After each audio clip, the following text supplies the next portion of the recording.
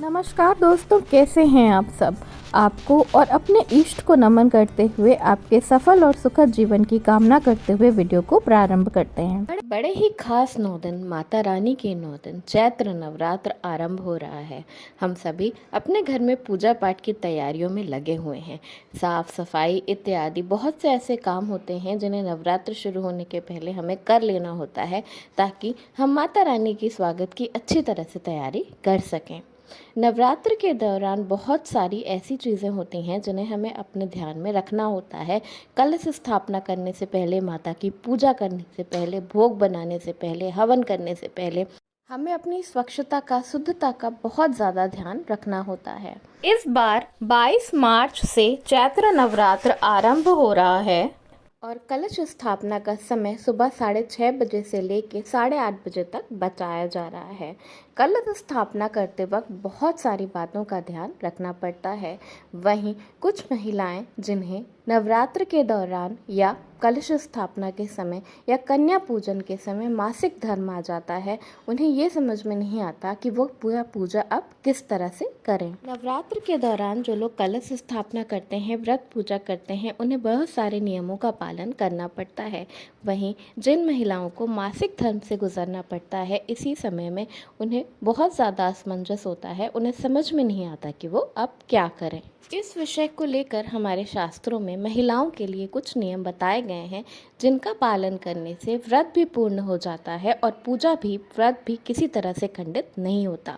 तो आइए जानते हैं क्या है वो नियम। आमतौर पर जो लोग अपने घर में कलश की स्थापना करते हैं या नवरात्रि का व्रत पूजन हवन करते हैं, उन्हें 2, 5 या 7 साल के लिए कम से कम ये व्रत पूजन करना चाहिए।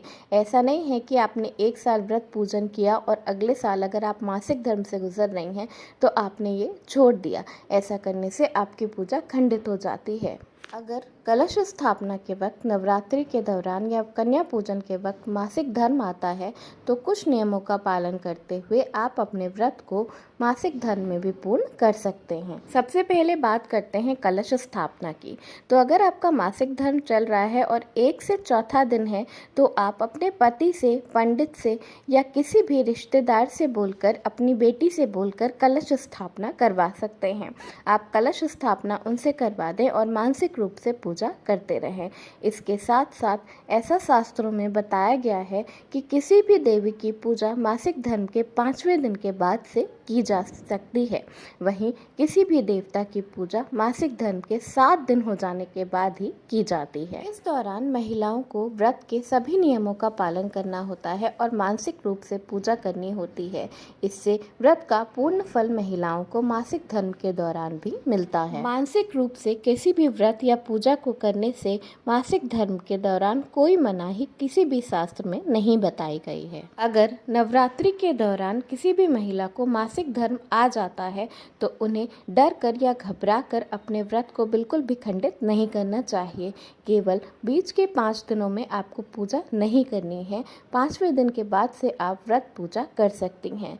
मासिक धर्म के दौरान माता रानी की पूजा की किसी भी सामग्री को बिल्कुल भी हाथ नहीं लगाना है और माता रानी का भोग या प्रसाद भी आपको नहीं बनाना है। तो अगर आपका मासिक धर्म चल रहा है, तो माता रानी का भोग या प्रसाद अपने हाथों से बनाकर किसी से भी ना चढ़वाएं। जो भोग प्रसाद आपने स्पर्श किया है, उसे माता रानी के मंदिर में नहीं जाना चाहिए।